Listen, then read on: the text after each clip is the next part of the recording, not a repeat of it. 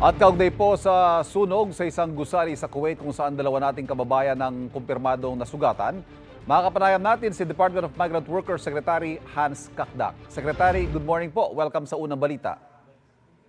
Magandang umaga, Ivan, sa inyong mga tagapakinig, tagapanood. Magandang umaga din po. Ano po ang latest, Secretary, doon sa dalawa nating kababayan sa Kuwait na sugatan? Ano pong status sila?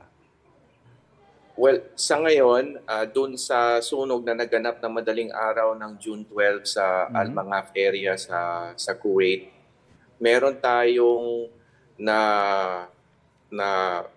trace na natala na 11 OFWs na apektado doon sa building na yon. Okay. At the fire broke out nung madaling araw, so tulog ang karamihan doon sa building na yon.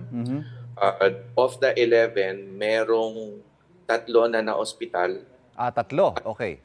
At dalawa ngayon ay in critical condition. So pagdasal po natin ang kanilang kaligtasan. Yung isa is in a less serious situation, pero pagdasal pa rin natin ang kanyang kaligtasan.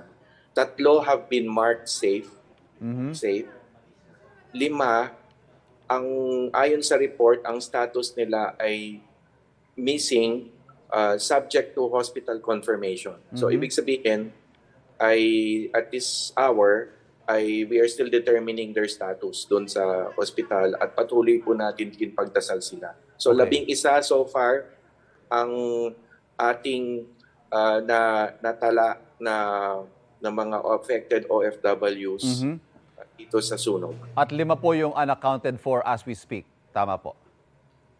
Yes, hindi unaccounted for, but subject to hospital confirmation. The hospital, yes. We all have their names and their families are. Most of the families have been contacted. We're about to contact a few more, but rest assured na makokontak lahat ng pamilya just this morning. Mabuti po't nalinaw nyo, Secretary, kasi nakakuha kami ng ulat na may 2 daw na nasawi sa sunog. So apparently, this is not confirmed. Hindi confirmed. Yung 2 na nasa hospital ngayon, nasa ICU in critical conditions. Pagdasal po natin kasi sunog, no? So smoke inhalation ang pinaka sanhi ng kanilang pagka-hospital. Ito ho bang nasunog na building ay residential at sila po yung mga household workers? Tama ho ba? Sa pagkakaunawa namin, ito ay flats na mga workers in a construction company. So, yun po. And we're also coordinating with the company involved. We're closely coordinating and they've been very, very cooperative. And we're also thankful now na so far dun sa pagpapa-hospital ay well monitored din sila. The Kuwaiti government is also cooperative and coordinating with us. So sa ngayon po naabisuhan na ang mga kaanak ng ating itong 11 mga kababayan natin sa nangyari at ano pa ho bang mga assistance sa pwedeng asahan mula sa DMW at sa ating konsulado roon? Well, sa ngayon meron tayong monitoring ng kanilang sitwasyon. Yan ang basic muna, ang papaabot alam sa kanilang mga kamag-anak ng sitwasyon ng kanilang mga mahal sa buhay na apektado. And then second, of course, sa akmang panahon ay mabibigyan natin sila ng sapat na assistance with respect to financial humanitarian assistance, repatriation assistance, and medical assistance as they move forward. So, but first and foremost, monitoring and apprising the OFWs. Of course, watching over them in hospital.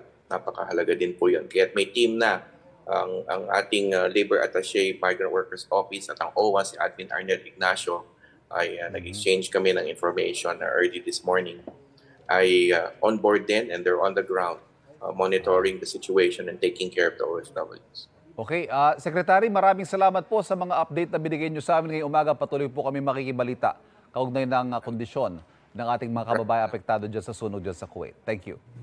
Salamat, Ivan. God bless. Take care. Nakausap po natin DMW Secretary Hans Kakdak. Kapuso, para laging una ka sa mga balita, bisitahin at mag-subscribe sa GMA Integrated News sa YouTube. Sa mga kapuso abroad, samahan nyo kami sa GMA Pinoy TV at sa www.gmanews.tv.